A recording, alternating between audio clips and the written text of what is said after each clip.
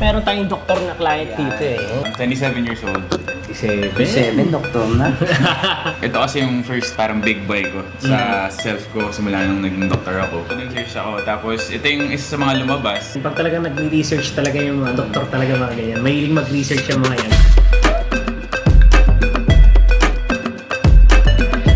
Good day mga boss! For today's video, meron tayong client ngayon. This client is from Lokban, Quezon pa and doktor to, batang doktor to pare. And interview natin si boss. Tara, pasukan na natin. Kamusta ka naman, Doc? Lalagyan na kitang mic, brother ha. So, galing pa tong Lokban. Ito yung kinikwento ko sa inyo pare. Kinikwento ko sa mga client natin na meron tayong doktor na client dito eh. Batang-bata po. Ilang taon ka na, Doc? 27 years old. 27? Doktor na.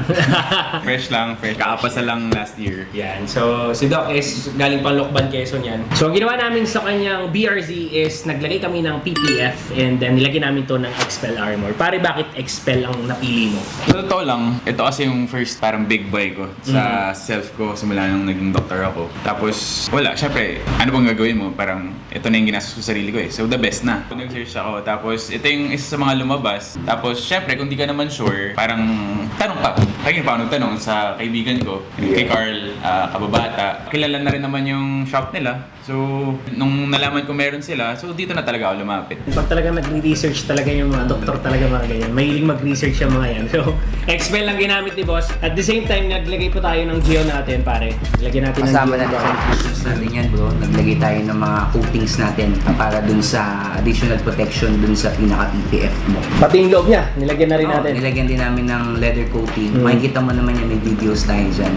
Kaya sulit na sulit yung pagpapagawa mo dito. Right investment yan yes. sa PPF. Yun lang lagi namin sinasabi sa mga client namin. Lalo kung brand new.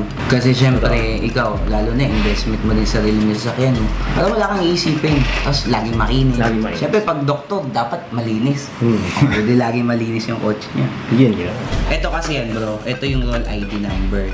Yan yung meron ang urig na Expel. Kasi ang dami talagang peke niyan to. Anong meron sa pag-fake yung nalagay? Ang nakakatakot kasi pag fake, yung adhesive na nandun sa pinakang film natin. Diba yun yung mga naninilaw? Hindi lang dahil sa fake siya, dahil sila yung mga rebrand na film.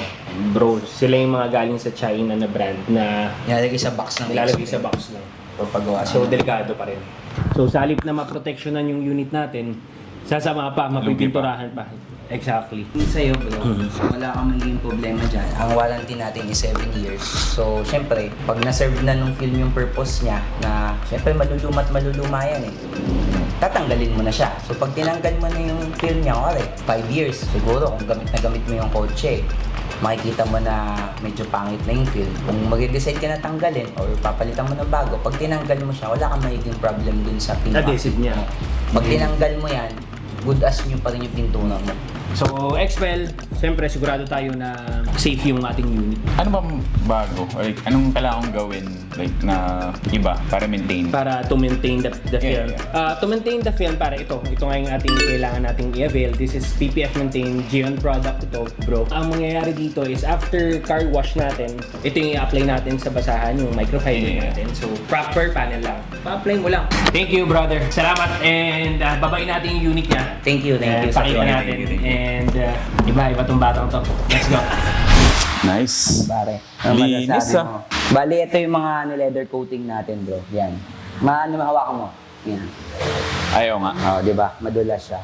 Para kung sakaling umuulan, nabuksan mo yung pinto mo, hindi siya mag-watermarks dito. Magbibid lang din yung tubig dyan. Pare, Vince, banatan mo nga para makita ni brother yung hydrophobic ng coating. Ayan. Kita mo yung bid niya. Yung kasi isa kalat, kaya ano siya tingnan. Ayan, tingnan mo yung bidding niya, diba? Ngayon, pag high speed ka, mawa-wash out lang yan. Yung sinasabi namin bro na, naulanan ka, naputikan, tatago mo siya, kung hindi ka naman kailangan magpa-car wash. Water ito, lang. yan. Kasi usually dito lang yan, sa ilalim. Yan lang. Kung wala, buhusan mo lang ng tubig. Pag nabuhusan mo ng tubig, tsaka mo Wipe na i-wipe ng microfiber. Tapos okay na. Basta syempre, yung proper maintenance dyan, huwag mo pa rin punasan ng basahan pag madumi. Diba? Water din muna talaga. Laging bubuhusan mo muna siya. Okay. Tuyo agad. Doon sa yung tubig.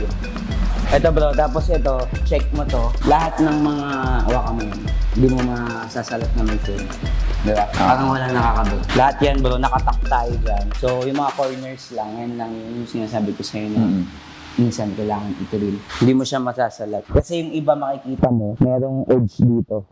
Pagka nakita ka ng ibang mga PPF. So pag expel. Oo, kasi maganda yung adhesive niya eh. Maganda kumate. Ano bro masasabi mo? Ayun, kung hindi nyo alam kung saan magsisimula, katulad ko, starting pa lang ako dito sa cars. So, saan pa ba? Unicos na.